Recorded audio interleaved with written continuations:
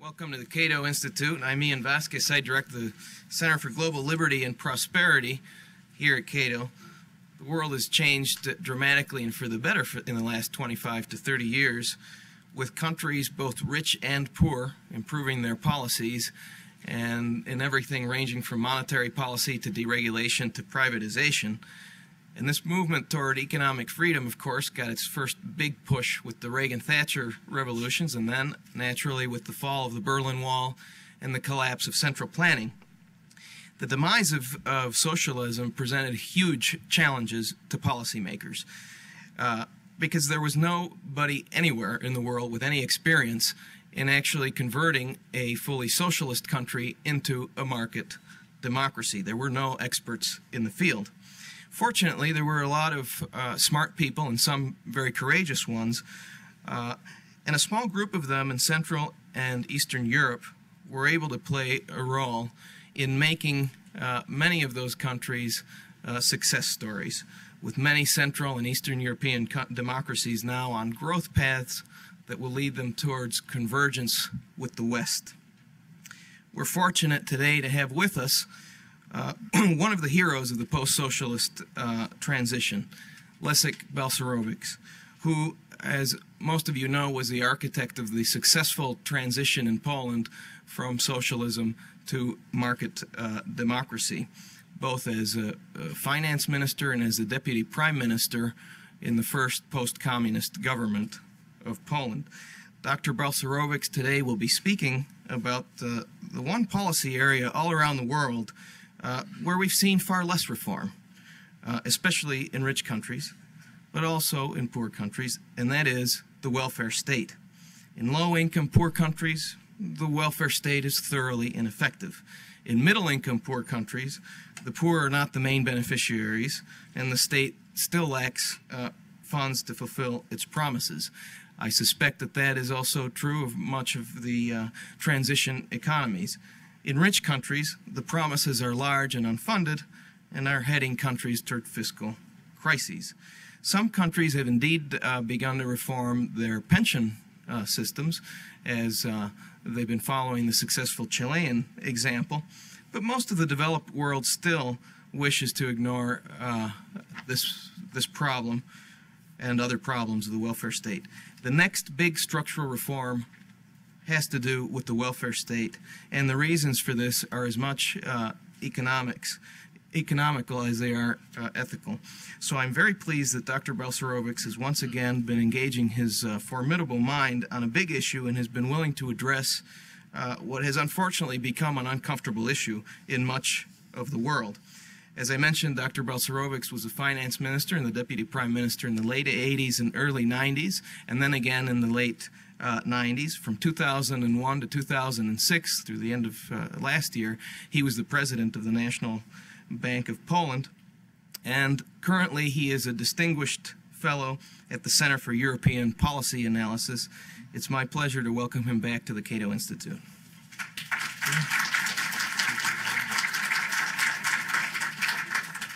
Thank you very much for this extremely kind introduction. I am very happy to be here back in Cato in my new role as distinguished leader of Center for European Policy Analysis.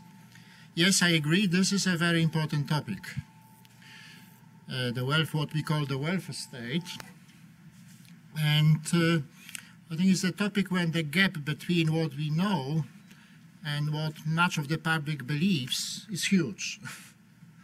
A huge gap between ideology of the welfare state and reality, and also there's a under-researched subject, and I will point out also what I believe are still open questions. First, let us start with definition. And the first point, one should avoid at all costs to define welfare state in terms of official ideology, like increasing welfare or reducing poverty or reducing income inequalities, because the actual results may be opposite to those who are declared, and whenever we define something in terms of intended consequences, you run the risk of magical thinking. So one should always try to define institutional arrangement in terms of institutions, instrument, and very simply I think that what is called the welfare state should be defined as a combination of three components. First, social transfers, which are usually divided into transfers in kind, is so-called free lunches, free public education, free health service, etc., and transfers in kind, which are various social benefits, are called here welfare, including pay-as-you-go pension systems. Now, both of these social transfers require increased taxes. So increased taxes should be included as the second component of the welfare state. And finally, sometimes we include also what is called, in inverted commas, social regulations like minimum wage, like job protection. This is mostly related to the labor market. Now, I would also note that sometimes transfers are replaced by tax preferences, like it is the case, I think, largely in the US. You have then the third-party payments. Now, if you define welfare state as a combination of three components, and each of them can take various shapes, then it's obvious that there are many, many, many existing and potential variants of the welfare state. And it's impossible to arrange them along just one dimension. It's impossible. In an abstract way, we can distinguish between the size of the welfare state and its structure. And the size can be measured by, as it typically done, by the ratio of total social transfer to GDP. And if you want to include social regulation, then you need an index of, say, labor market regulation. The structure is multidimensional and includes such things like replacement ratio, what are incentives to non-working, or what are the eligibility criteria, what are types and relative size of various transfers. And there's a link between structure and size. Structure to some extent determines size. For example, if you have a pay-as-you-go pension system, you must have, it's unavoidable to have a large social transfers, and if you have a publicly financed health service, unavoidable, you have a large welfare state. But also what more detailed issue matter as far as the operation and the size of the welfare state is concerned, what are, for example, replacement ratio? What is the ratio of a pension or unemployment benefit to an alternate to a wage, etc. So the details are sometimes very, very important. Now, the second thing to note is that fortunately there is no uniform European welfare state, and it should not exist, because it would be a very dangerous harmonization. This harmonization should be resisted at all costs. And third, there are many, many typologies of the welfare state, and I am not going to discuss them. I could only mention that one recent fashionable one distinguishes Scandinavian model, Anglo-Saxon model, continental model, and a model referring to Southern Eastern Europe. All this refers to developed economies. Just let me say that according to a definition, Scandinavian model is ensures more flexibility compared, let's say, to the German model. So in certain respects, what is called Scandinavian model may be closer to Anglo-Saxon model. And if you look to an old-fashioned Swedish model, probably you should not look to nowadays Sweden, but to France or to Germany. But as I mentioned, this refers to developed, and the question of a welfare state is usually discussed with reference to developed economies as though the problem did not exist regarding post-transition economies and the third world countries. It existed, and the gap between ideology and reality is even larger. As in the case, especially in the case of less developed economies, here I would only mention that we have various trajectories, so to say, among post-socialist economies, and I would give you three examples. Armenia, I think Georgia nowadays maybe also. This is a model where the state collapsed, including the social state, and it was not rebuilt to some extent. And as you can see, this is the rate of growth of Armenia. It has been extremely fast, exceeding 10%, partly because there was a collapse of GDP, but partly because of reforms. And spending to GDP, overall spending to GDP, has been reduced from 30% to 16, 17%. So a drastic curtailment of the welfare state. Because as we know, the major component of budgetary spending everywhere, in every country, almost every country, is social spending. Now, Lithuania and Slovakia would exemplify another model of more controlled reduction. As you can see, 1997, 1999 it was about 37%. It has been reduced to 33%, the ratio of spending to GDP ratio. But even earlier, I think this ratio was higher, above 40%. And Poland, in Poland, I regret to say, we have achieved the least reduction. The peak was for 50% in 97. Then we came to 43, still very high, but then there was an increase in the, not a very fast one, but still. So we are in a rather high level, and growth has been, until recently, during last year, pretty slow. But as I said, the greatest gap, the largest gap between reality and ideology exists in the third world. Let me just quote a very good World Bank's development report, which tries to summarize the experience of welfare states in less developing countries. As you can see, it says that while governments devote about 1/3 of their budget to health and education, they spend very little of it on poor people. Public spending on health and education is typically enjoyed by the non-poor. So, contrary to ideology, welfare states in less developed countries do not serve the poor. There is a regressive pattern. And some example, it is taken from the same study. In some countries, public transfers in kind, say education and health, are paid. This is to say people pay taxes, but are largely not provided. And in Bangladesh, according to the same report, the absentee rate among doctors in primary health was 74%. And in India, you see parents, poor parents, sending their children to private school, fee-paying private school. Mexico, that's an interesting example. In Mexico, the National Solidarity Program was launched at the cost 1.2% of GDP, 1989. As you can see, after 6 years, it turned out that it was regressive, that it did not reduce power, it did not go mostly to the poor, but rather to non-poor people. In India, there are huge inequalities in education. Education is officially public. So I think the biggest problem of the welfare state exists in third world countries. You can add many other countries. In Brazil, which has spending to GDP ratio rather high, almost 40%, and has a very unjust welfare state, huge pensions going to privileged people in the administration and the military.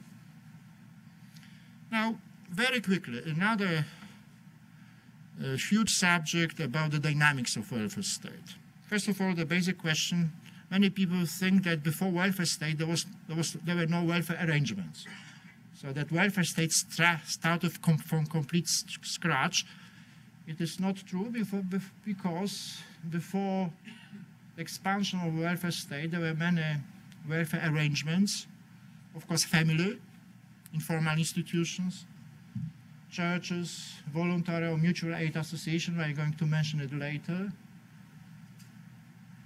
But the public spending was limited, and largely as a result of that, the typical spending to GDP ratio, and as a result, tax to GDP ratio was around 10% or less. And it was only 100 years ago. So the whole expansion of the fiscal position of the state has happened during the last 100 years, especially after the Second World War, and practically exclusively before of the expansion of the welfare state. Now, according to the textbooks, the beginnings of welfare state are usually linked to Bismarck, even though the Danes are saying that they were the first. But one should remember that Bismarck welfare state was very limited initially. And he started with funded pension system, not pay-as-you-go. And he was so modest that accumulated contribution during 89 were sufficient to finance pensions during the next 17 years.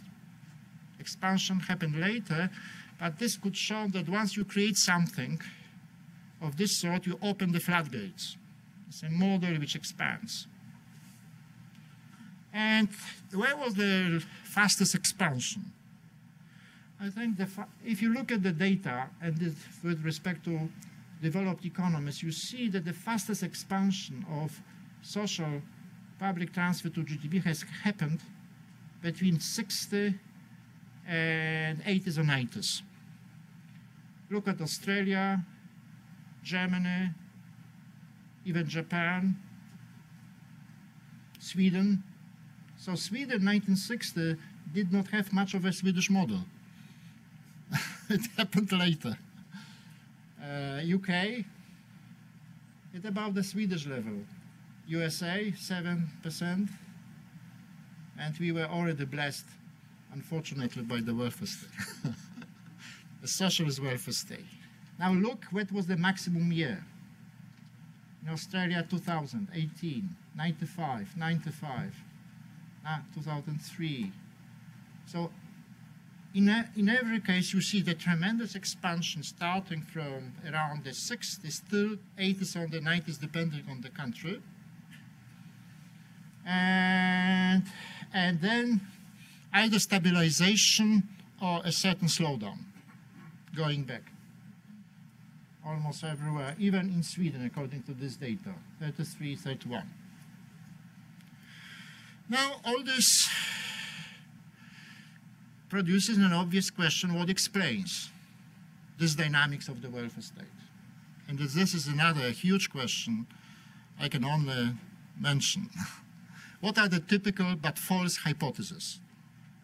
Pretty popular. One is that the welfare state has been growing because of poverty. But the growth of welfare state was not in a response to poverty, because the largest expansion happened during a period of rapid economic growth. So certainly one cannot explain welfare state as a response to poverty.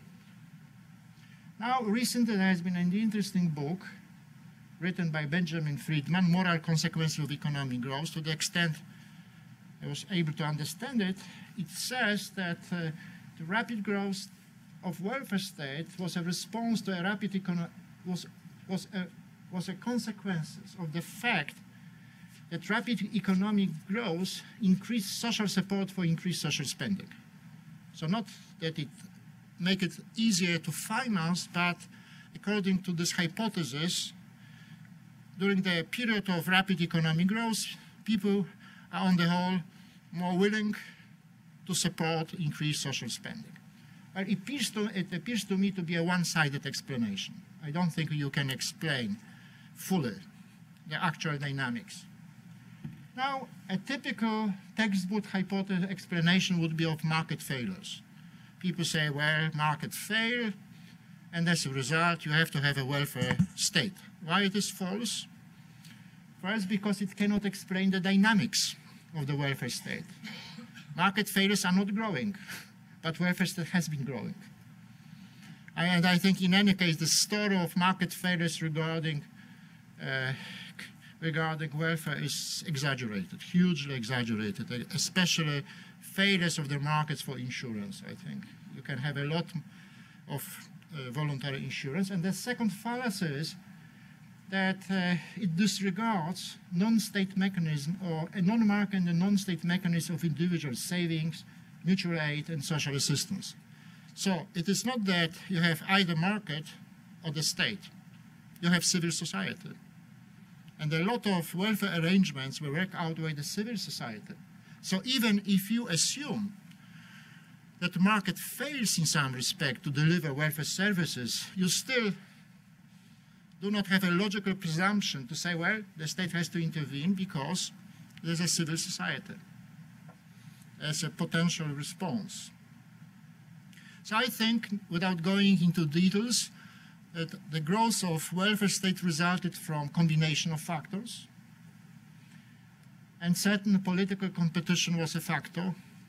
You might remember that Bismarck introduced welfare state in order to beat socialists. He wanted to win socialists in electoral game, to beat them.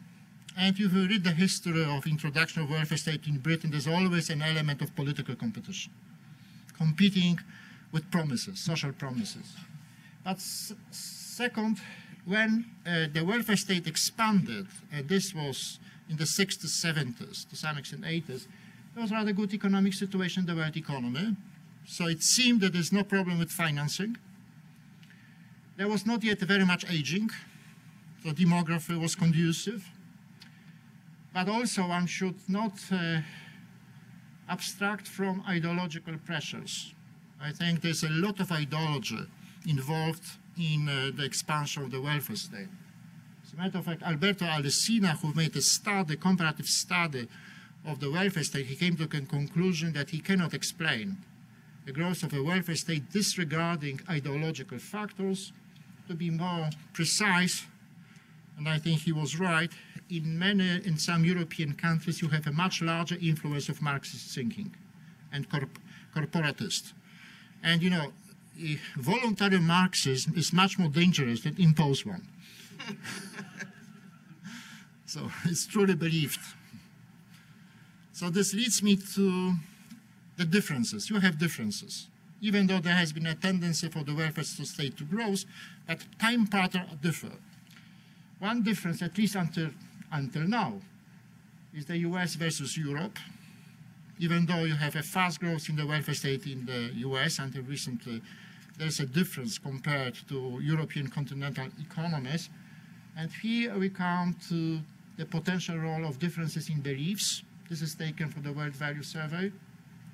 And I mentioned Alessina, a stronger impact of Marxism, social democratic ideology, which sometimes serves as a definition of national identity, like in France, is defined in terms of a social state. Now there are very interesting differences between Asian tigers and most Latin American countries, especially Brazil. One of the distinguishing features of Asian tigers, like South Korea, Taiwan, Thailand, Malaysia, Hong Kong, to some extent Singapore, is that they have a very modest welfare state. Very, very modest. And they kept spending to GDP ratio during the period of a very fast growth over 40, 50 years at below, to my knowledge, 20%. And if you look at Latin America, you see countries like Brazil that has been 40%. And I think this difference in the fiscal position of the state is one of the factors which will explain the differences in the rate of growth. I will come to that in a minute. So if you want to have a more general explanation of different dynamics of the welfare state, and I think we will have to look at differences in beliefs related to different social mobility, also differences in economic shocks. If you have to suffer, it's better to suffer in a dramatic way than slowly, because a dramatic shock elucidates, gives you more information about what should be done at a creeping crisis. And also there are some elements of past dependence. And one is referred to pay-as-you-go system. For example, in Germany, when pay-as-you-go pension system is already very large, it's very difficult from economic, financial point of view to introduce Chilean type reforms because there are huge transition costs. So they are constrained. Transition economies like Poland have an additional chance, even though they also had huge pay-as-you-go system, but they could use privatization revenues to finance the transition costs, and it was done. This was one of the best reforms in Poland. To launch pension reform, to introduce the funded pillar, and to use privatization revenues to finance this transition. But obviously this option was not available in Germany. And there's maybe also some elements of past dependence in the political system. You may reach a situation when the share, the percentage of net beneficiaries among the voters exceeds that of net payers. And then what to do? Perhaps you need lots of education. I don't know whether this is sufficient. Perhaps even though it's not desirable, a shock may change this unpleasant equilibrium. Okay, now a few words about the effect. First of all, let me remind you that there are many, many varieties of the welfare state according to the definition I propose. And they differ in size and structure, and effects depend on what variety you compare. So, very simple formula, the effects of welfare state depend on the variety of welfare type, and also on the economic environment under which welfare states operate. Now, and to illustrate this second environment, if you compare two models of a car, we would assume that they should be compared while driving on the same highway. Otherwise, it would be absurd. But many comparisons of the welfare state violate the simple requirement that you compare models under the same conditions. For example, many people compare Danish model, who is the new fashion, and let's say US model. What they say, look, in Denmark, there's the same low unemployment as in the US. Conclusion, both models are equally good. Right, the fallacy is that they're completely different situations. And what is relevant here? The growth of labor supply. In Denmark, the labor supply, for demographic reasons, was almost stagnant, while in the US, the labor supply was growing. So it is easy to have low unemployment under stagnant labor supply. It's much more difficult to have a low unemployment under fastly growing labor supply. And there are shocking differences in this as far as the growth of labor supply is concerned between 1991 and 2005. In Denmark, the working population has increased by 3% and employment by 4%. In Germany, the working population has shrunk by 0.8 and employment by, this refers to West Germany, by 0.3. In Sweden, working population has increased by 6%, but employment has been reduced, has declined by 3%. And in the same period in the US, working population has increased by 18.5 and employment by 19.4. So huge differences.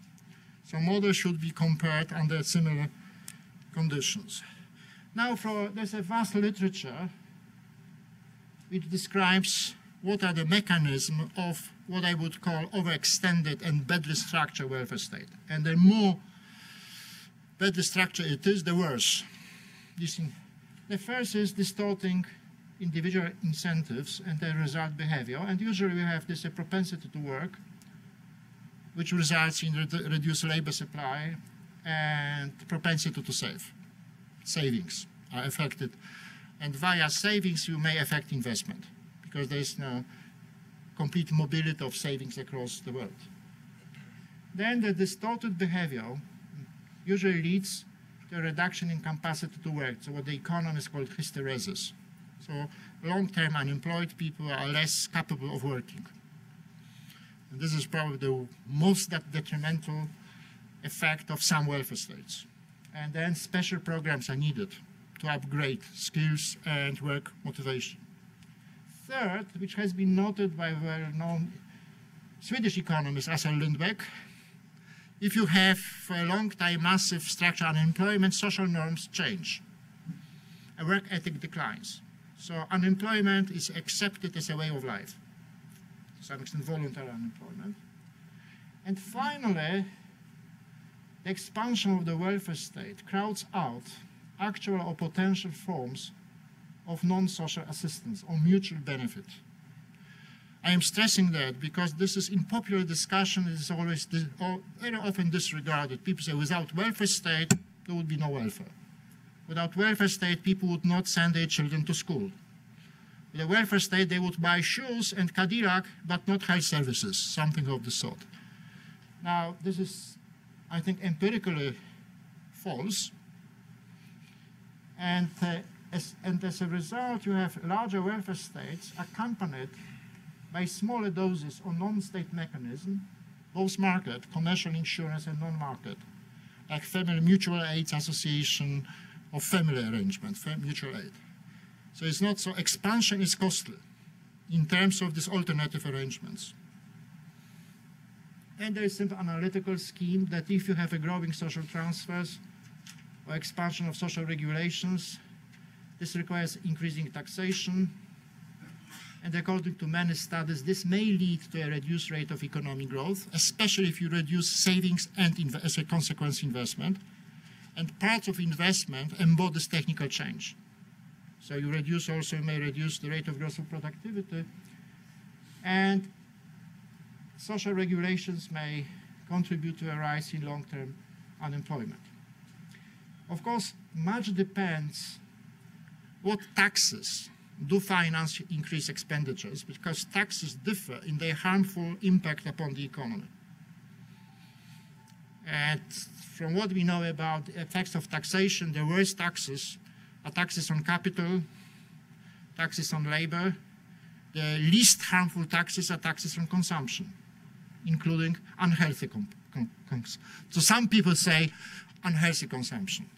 So it may well be, and this is one of the open questions, I think put forward by Professor Lindert, that if larger social spending goes hand in hand with better tax structure, the overall bad effects may be reduced compared to a situation when you have lower social spending but worse tax structure. So this is an additional variable. What is the composition of taxes which finance increased social spending? Now, what are the other consequences I am stressing of some welfare state? Badly structured, oversized. And this is just drawing on lots of empirical research. First, as we know from OECD research, the main victims of the average high structure unemployment resulting from a combination of state interventions are young people and women, not males in the prime of life. They have equally low unemployment level. So whenever you have high average unemployment, it is being paid by exceptionally high structural unemployment among these two groups. Second, as we know from insider-outsider theory and empirical research, if you have a very high job protection level, then you have a division of people, of labor force, employees into privileged insiders and discriminated outsiders. You have dual labor market, like in Spain. There has been tremendous improvement in Spain, as reflected in a decline on unemployment, but this was achieved mostly by creating a dual labor market. I don't think it is just. And finally, as it can be shown, social transfers in many countries, especially among the poor countries, are regressive. So they are not serving the poor. They will go to non-poor. The second consequence, additional consequence, one is increasing inequality. Some welfare state, quite contrary to the official ideology, increase inequalities. Second, they are demoralizing. Well, Sweden, because it's such a civilized country. So you see, sickness benefits were more generous over time. As one could expect, the number of users has been exploding. In 1955, you have 12 days per person per year. In 2001, you have 32 person per year. In Germany, there's a special expression in German, Sozialbetrug, which means social cheating. It shows you how the moral norms may be degraded. And there are very well-known consequences of strongly progressive taxes, which I will omit. Now let me come for a while, and this will be one of the last issues, to the problems of crowding out. And I think this is a huge area for research. The typical belief, I believe, is that if not a welfare state, people would not have health service, education, etc., etc. And this reminds me of an anecdote regarding Soviet delegation going to the United States. And they've seen what Coca-Cola, bananas, cars, everything. And the typical question was, what minister is in charge of supplying cola, houses, etc.? So I call it the mentality of the Soviet official. Now, the mentality of Soviet official survives with respect to the welfare state. Because people take it as obvious that without welfare state, you would not have welfare. That civil society would not react. That commercial insurance or self-help would not be active. As a matter of fact, and the expansion of the welfare state crowded out what existed before this expansion, or what could have existed, according to Hayek idea. And one illustration is Britain. There were a marvelous association of mutual aid friendly societies, which mostly were association of workers. And the number of this association, the members, 77, almost 3 million, 6.6, and according to our research, once welfare state expanded, especially after the Second World War, this friendly association, although they existed, stopped growing and were on the decline. According to Edwin West, which is a very well-known researcher on private education, Britain was spending around 1% of national income when education was paid, and 0.7 when education was free. So in this sense, this was the tax paid. And there are also some studies I found with respect to the US. There was almost a natural experiment. This was, by the way, published in the Cato journal. What has happened in the US when in the late 90s, the public spending was reduced, and what followed was expansion of the private spending on the same purposes. But I think you have, in the present day, you have a lot of crowding out again in the third world countries. And I will refer to another World Bank report based on lots of detailed research of many, many countries, which has been summed out like that competition by the government in providing social transfer may drive out private institutional arrangements, which can be targeted more effectively to the poor than more arm's length public social assistance. So as a result, poor people may suffer because they would not get much from the public assistance, which would go to the rich, and at the same time, existing or potential private arrangement may be undermined. So, what are the main mechanisms of crowding out? This is only the illustration. I think if you have a free tax finance services, quite freely the demand, people usually prefer something which is free of charge and has to be paid. So this leads to the destruction of private schools and hospitals. It has happened in Britain, for example. Unless the quality is so bad, then even poor people prefer to send their children to private schools and to pay. If there's mediocre, they would still prefer free lunch. And as far as transfers in cash are concerned, you have two effects. Decline in voluntary precautionary savings, which is a market type solution, and decline of voluntary mutual aid association.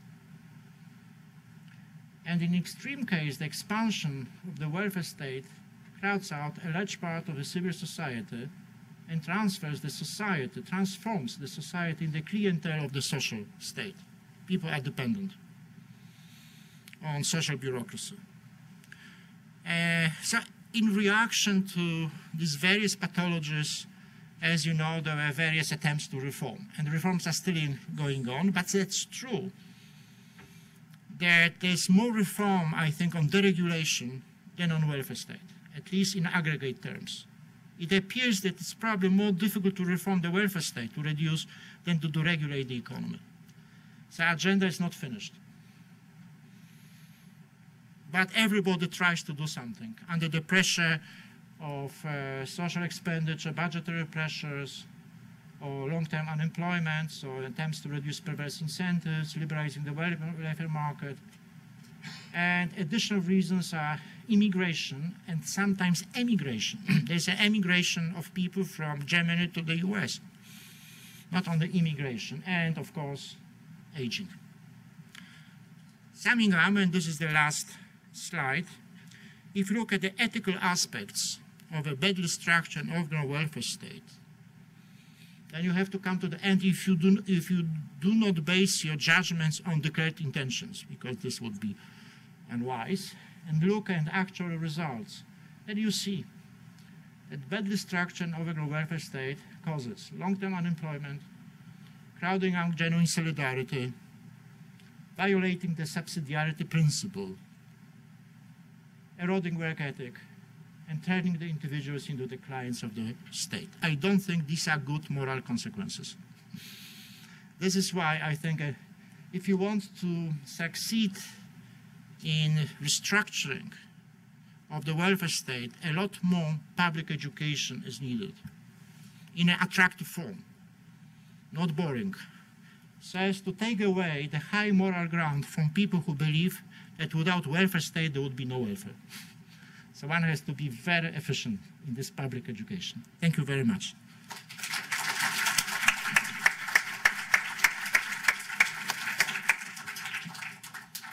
Thanks very much. We now have time for questions.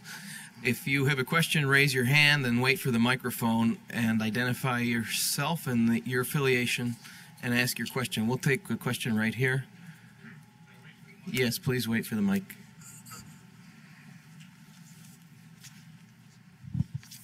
Thank you very much. Fascinating talk. Peter Whitney, American University. One slide I didn't understand, and that was the Mexican Solidarity Plan. Yes. And I don't know whether you could show that again. Yes. This was just a quotation. Yeah, it was a quotation, but I didn't understand it. Or let me go to Mexico. Oh. Here we are. It's not showing it. You'll have to read it. Oh, it's not showing. Oh, sorry. In Mexico, the National Solidarity Program was launched at the cost of 1.2% of GDP. It only decreased poverty by 3%, and then the next reduced it, yeah. And then you had But it says that if the funds were distributed equally among the poor and the rich, the reduction of poverty would be 13%. So if they'd been equally to rich and poor, it would have reduced poverty more. Then if... I don't quite understand that. If you... Well, I can only say this is a quotation. Okay, okay. Then you okay, we can go... It was this is not my invention. I didn't get it. I thought if they distributed it to the poor only, you know, surely they... No, they probably, the intention was to distribute to the poor. Yeah. The result was that they distributed mostly to non-poor. Oh. So there was a biased distribution. I got you. Okay. Contrary to intentions. Okay, thank you. We'll take a question right there. Okay. Yes, a question. A question about the Scandinavian or Nordic model that you mentioned. To what extent has the Nordic model succeeded in addressing some of the pathologies of the welfare state that you have mentioned? As I understand it, unemployment's low, growth is high, the economies are very dynamic in terms of technological innovation, and in terms of measures of public satisfaction, I think the Danes rank first in the world in terms of public satisfaction. So I'm curious, do you think that the Nordic model shows a way forward in terms of reforming the welfare state? And if so, is it applicable to other parts of the world? Okay, I'm speaking in the presence of a prominent Swede. Also, and first, there's a puzzling difference in the degree of expressed optimism between the Danes and the Swedish people. So the Danes belong to the most optimistic, and Swedes the most pessimistic. I don't know why. Can this be explained by the differences in location, differences in the welfare state, or some other factors? But that's puzzling. Second, and let me focus on Sweden for a while, incurring the risk of speaking in the presence of Swedish persons. I think First, Sweden has been growing very fast from the position of the very poor country in the second half of the 80s, having rather liberal economy, market economy. So it is not true that the Swedish growth was possible thanks to the Swedish model as we know it from the 70s or 80s. No. If Swedes started from the Swedish model, they would never get rich. And this is one lesson. For poor countries, do not introduce a model which create problems in a much richer economy, like Sweden. That's the first point. Sometimes people compare level of social spending between, let's say, Poland and Sweden nowadays, and say, well, there's no problem in Poland. In Poland, spending is about 43% of GDP. In Sweden, it's 53%. So if you have a long way to go, this is a fallacy, because one should compare countries with the same per capita level, more or less. So when we look to Sweden, when Sweden has the same per capita income level as Poland, and this was in 61 or 62, you see that Sweden has the ratio of spending to GDP around 33%, and Poland has 43%. So we have a premature Swedish model, in a sense. Third, if you follow what has happened in Sweden in the 70s and in the 80s, when there was an expansion of the Swedish model in a sense of social transfers and also rather bad macroeconomic policies, devaluation, demand policies, you see a slowdown, which cannot be only attributed to external factors. So to some extent it was linked to the expansion of the Swedish model. And as a result of this expansion, Sweden has dropped from about third position in per capita income to 13. This is the third point. Fourth point, according to the recent McKinsey global report, the true unemployment in Sweden is 3 times as high as official one. I don't know about Denmark, but Swedish is usually a paragon of welfare state. Fifth, after the crisis, in the, I think, the 80s, there has been a lot of reforms in Sweden in the direction away from regulation and to some extent streamlining of the welfare state. And say pension reform, which was done in Sweden, was blocked here in the US because of demagogy. In Sweden, Sweden was pioneer in moving from within the pay-as-you-go system, to be sure, from a traditional variant to individual accounts. This was done. To my extent, it works pretty well. As I understand, in the US, there was a similar proposal regarding social security, but it was blocked. And there has been a lot of deregulation. So I would say, in some respects, as Scandinavians are more market economies, as you see as regulation that certainly Italy, Germany, or France. To be sure, they have still a lot of social spending, but it's probably more reformed than in the past. But still, it is not advisable to introduce such a model to a poor country.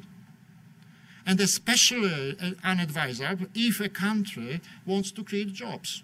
Because as I try to say, it's one thing to have low unemployment if you have a stagnant labor force. No problem. If you have a low unemployment when you have a demographic causing expansion of the labor supply, that's a completely different model. If the US had the Swedish model, there would be mass unemployment, even worse with the French model. You remember the riots in the French banlieue. Now these riots, I think, were caused by very high unemployment among youth, mostly immigrants with low skills. 40% unemployment, 60% of unemployment. But what was the main reason for this unemployment? Very high minimum wage in France.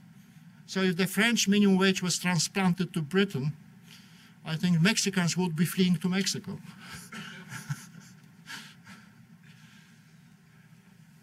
Question in the back there.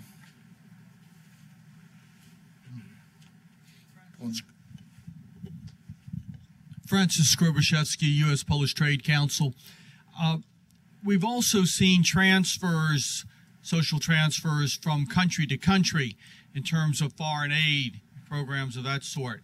And particularly in places like England, there have been new taxes put on air travel and so forth that's designed to reduce poverty in the developing world. Could you comment on the kinds of social transfers that we're seeing in terms of foreign aid, the value of that as well? Well, this is another huge subject. My reading of the literature is that many of these transfers are wasted because of the nature of the receiving governments.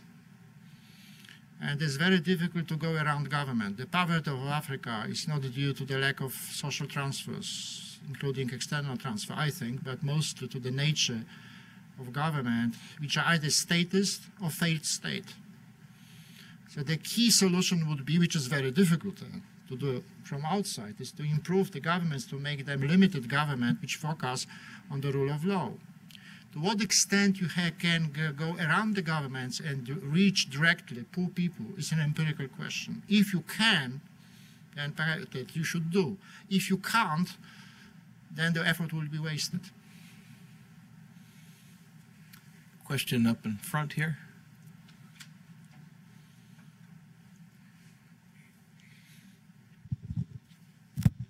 Thank you for a very nice lecture. I would just like to add on the Anders Åström from the Peterson Institute.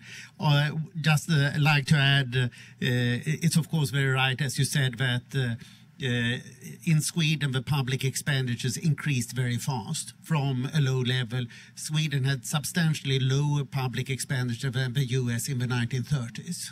So the state functions well because it had been small.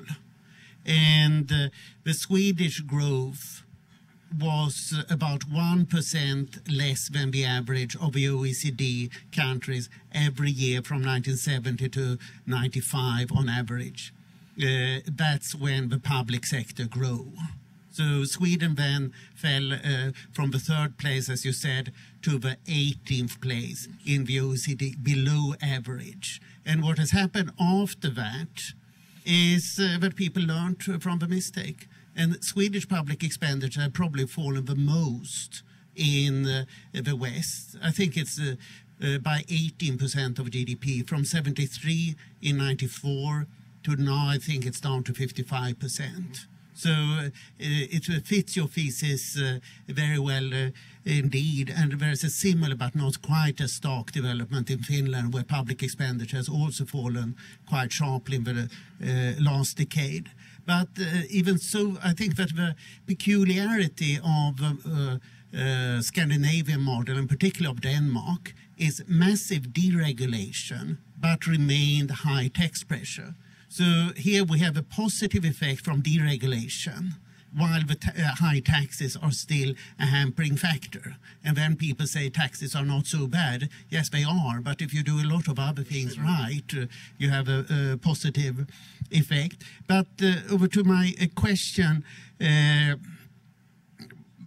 appears to me that we are seeing a very positive turn in Europe, largely in the last 2-3 years. Wherever you look now, corporate profit taxes are falling in tax competition, and also labor market reforms are being undertaken. Pension reforms are undertaken in several countries, and even if the reforms are too small, which is most often commented upon, they're all going in the right direction. So I would argue that this social welfare model you're describing so rightly is very much connected with the European Commission. That the European Commission, as such, really regardless of the legal documents, implied harmonization and a social democratic model. And now when the European Commission is much weaker, we are seeing Europe's true strength, the competition between national governments coming to the fore again.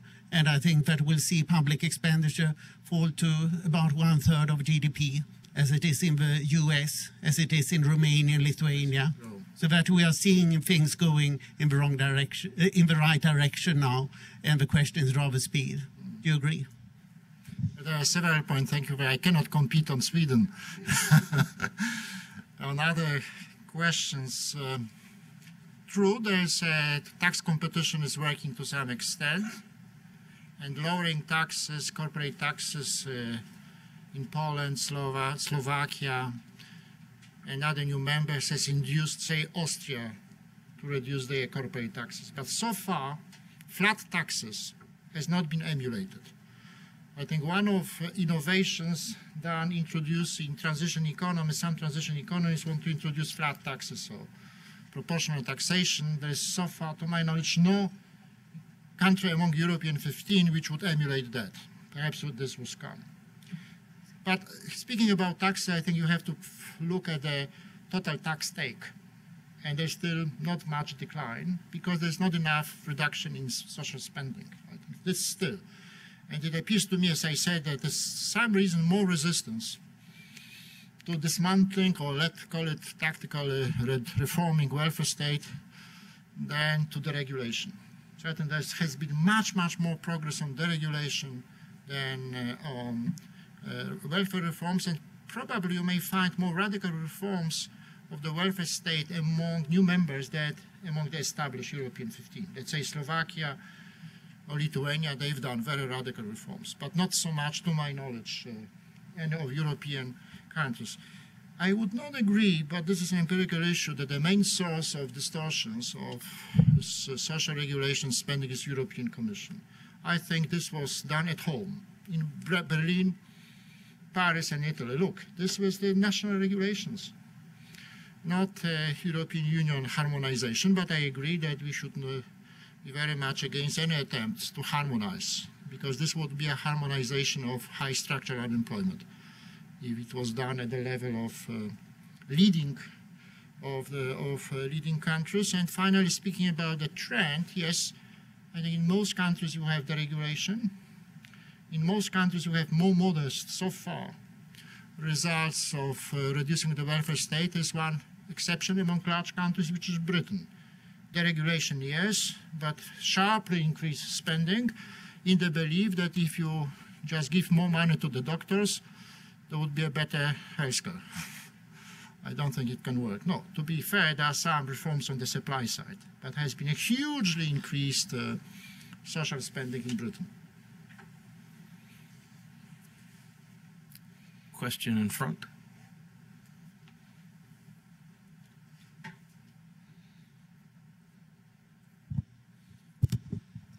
Thank you. First, thank you for pointing out that language idea you have of the danger of defining something by its intended consequences rather than what it is.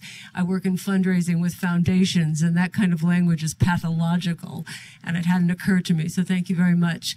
But my question, and it's something that I've noticed in not just Cato's work, but all pro-free market policy analyses where we're talking about the civil society taking up the fall, the gap in reducing the welfare state. And we always have these, the civil society can do this, and we have these friendship associations, and we have private charities, and we have all of this. And we often say, well, in the 17th century and the 19th century, that's not really terribly persuasive to people. And it seems to me, I've never seen the argument presented where the response that people are going to have to that is, okay, we had all of these societal organizations. Obviously, it wasn't sufficient because there was a demand for the government to step in to take over these services or to increase these services. So I think we need to address that question as to, we had all of this stuff that you want us to go back to. What happened? Well, I fully agree that one of the crucial issues is to combat or to undermine this, what I call this mentality of the Soviet official, that without a welfare state there would be a vacuum, no welfare, etc., because it's very deeply entrenched. Not only in the West too. To show that expansion of the welfare state has crowded something which either existed or could have existed. It's much more difficult to speak of something which could have existed. This is one of the difficulties. So I am in full agreement of that, and we need better dissemination of some research, which is available in very persuasive form. So this is most, I think, the PR. And first of all, if you want to be more persuasive, we should take away the moral ground, high moral ground, which is taken by the socialists. They say, they define solidarity, they have captured many words. And when you capture the language, you capture the mind. Solidarity. They increase taxes in the name of solidarity. And very few people protested. This should be undermined. Coming back to your question, there was a demand for more. There's a question, what does it mean, a demand? This is clearly not when we speak of a demand for more social spending, we are not speaking about economic term or the demand. So this is, I think it's better to avoid, but there were political pressures. So the expansion of the welfare state was a result of a political system. And then, of course, there is a question how to change the political system so that there's a less demand. And basically, you have to educate the voters, or perhaps the word education is not the right one, persuade the voters. So we are back at explanation and persuasion. Take a question right here. Adam Brandon from FreedomWorks. My question is, what is the greatest threat to, or of the two, what is going to be the greater threat to future Polish prosperity? Populism at home, or tax harmonization and other regulations from Brussels? You speak about threats from Brussels. Okay, European Union. I think the biggest threat, if I speak about threats, is that a certain important agenda would remain unfinished. At the European Union level, what matters for economic growth, both of new members and European 15, is to complete single market. And the service directive, which was the step in the right direction, was watered down in the European Parliament, is to make limits on public aid, this is to say on subsidization of enterprises, more stringent. So there's a pro-growth agenda or framework in the European Union which needs completion. This is the first point. So if we speak about risk, the risk would be that it would not be completed. The second, I don't think the European Union needs a new constitution in order to speed up the economic growth of the new members. First of all, let us recall that the European Union has a constitution. And this constitution consists of the treaties. This is the constitution. So it is not true when people say, well, we need a constitution. There is a constitution, so one should compare the existing constitution with the proposed constitution, and I don't think the number of pages should be the main criterion. Both are too long. And if you look at the proposed constitution, then there are some aspects which may create additional risks to necessary reforms, especially the proposals to include a chapter of rights, which is full. Lots of rights are included, including the social rights, and to give it a full legal force, because then it would be up to the tribunal in Strasbourg to decide whether a measure to reform a welfare state is legal or illegal. So from this point of view, I think the new constitution is dangerous if we speak about risks coming from the European Union. Well, since we're on the subject, could you also explain the rise of populist politics in Central and Eastern Europe? That's another big issue. It was, I think, part of his question. Well, I focus on possible risk within the European Union, but let me add that there are also opportunities. So one has to push for completion of reforms at the European level. First of all, I have doubts whether one can speak about a uniform tendency towards more populism in Central and Eastern Europe. It's an easy generalization. But one has to look at the various countries, and the electoral results do not necessarily are not necessarily resulting from the same uniform tendency. Well, in Poland, unfortunately, there has been true slowdown of reforms, especially privatization, but this has not resulted from a shift among the population towards more populist positions. There are some other reasons, and remember, democratic results are not fully determined by any deeper shifts in society. They are full of other factors, chance factors. How good or bad is your election campaign? What sort of scandals are before? So one should not rush to interpret that if so-called reformers have lost, this means that society is becoming anti-reform. I think this is too easy. If you take Slovakia, in Slovakia tonight there has been very brave reforms under Prime Minister Dzurinda. There's a new government, but to my knowledge, if some of his previous partners agreed to a coalition, there would be still a reformist coalition. Christian Democrats did not want to be in coalition together with some other firm. So again, the fact that you have new coalition does not reflect, in the case of Slovakia, a shift among the population to, let's say, towards the populace. So my point would be that one has to dig much deeper before one pronounces or declares there's a general slowdown in reforms resulting from the same source. This is certainly a bit suspicious. Question in the back. That person. I'm Julian Josephson, a local science writer here in town.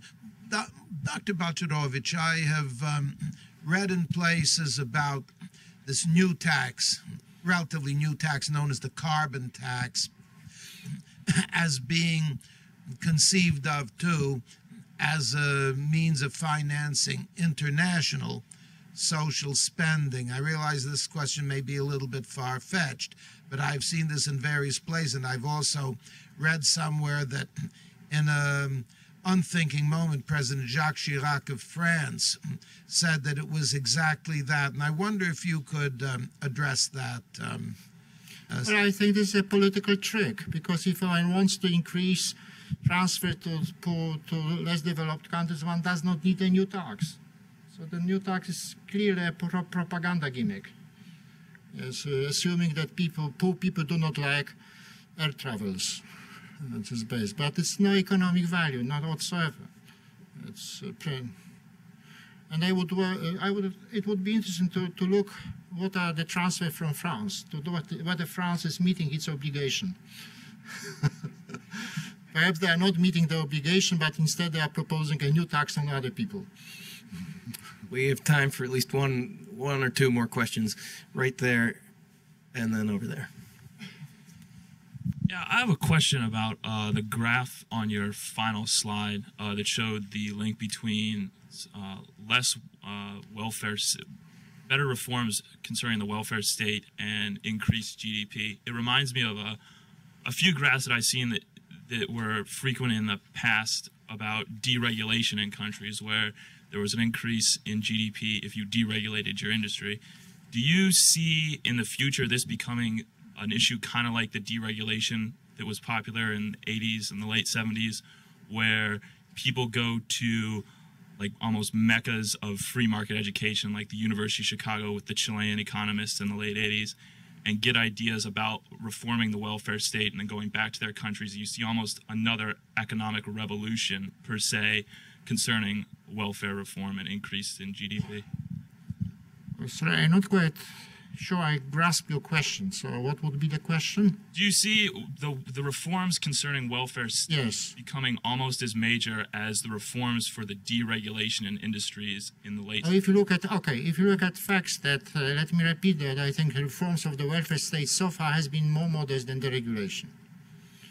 Probably there is much more magic thinking about welfare states, I think, which influences the voters. So whatever attempts to reduce the welfare spending is may be easily presented demonized. So one has to do more on persuasion. I think this is one. If possible, one should try to establish, as Professor Niskanen has proposed, certain barriers to further growth. But to do that, you have to work with the voters, to convince them. So this would be my response. We'll take one last question there. Hi, Swami Iyer, the Economic Times of India. I just want to get a slight third world perspective. You mentioned the crowding out effect, that when there is state assistance of various kinds, there is a crowding out of private transfers. This has been studied by Emmanuel Jimenez and others. There's no question there is some crowding out, but at the end of it all, there is still an additionality. Because of that, it remains politically extremely popular and I would say irresistible. You also mentioned that a lot of these welfare mechanisms are regressive. The poorest get less out of them than the better off. I think two counters have been made. First, that if the better off people are paying the taxes anyway, if they get some of the benefits, that ain't too bad. Secondly, you have this remarkable thing in any kind of democratic system, that any kind of spending which benefits 95% of people is more popular than something that only benefits the bottom 20%. So there's some sense in which the democratic pressure itself always argues for this much larger spending to benefit a larger number of people, and you can't get away from it as long as you're a democracy. The third point I want to make is that there is this huge, at the beginning you just talked about transfers in kind and transfers in cash, that there can be transfer in the kind in the form of public services or transfers of cash to needy people. For third world countries, the overwhelming majority of such spending is a transfer in kind. Free education, free schools, free health spending. Now you'll find that those are the worst possible areas. As you pointed out, if there's a large amount of spending on health, but the Bangladeshi doctor is absent 74% of the time, it's wasted.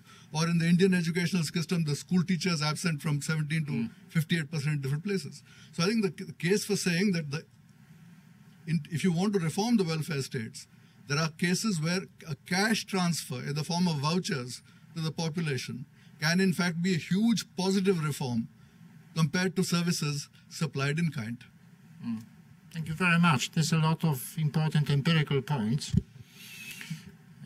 I can only say that the literature which I've read, but certainly I have not read all literature on welfare state in less developed countries, would suggest that there are many examples of extreme waste and anti-poverty welfare states. There may be, of course, other examples, I am not denying, but the overall picture, to me, based on what I've read, would suggest that welfare states failed especially in the poor countries, and they are especially dangerous. To what extent welfare state, once they are implemented, add to overall welfare spending is an empirical issue. But even if they add, is it good or bad? This is a question, because the increased welfare spending, whatever source, is not necessarily the good things, because it has some other effect where we may reduce incentives, and in the result of a longer run, with initially high overall welfare spending, you may be poorer than with initially lower welfare spending. Well, I'm afraid we've run out of time, and before I invite you to be paid in kind with sandwiches upstairs, please help me in thanking Leszek Balcerowicz.